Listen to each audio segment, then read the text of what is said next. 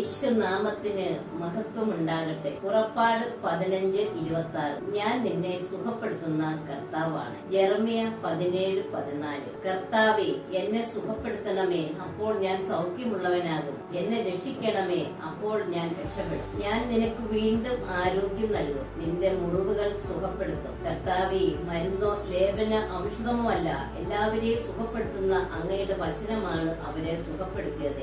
ലൂക്ക 5:12.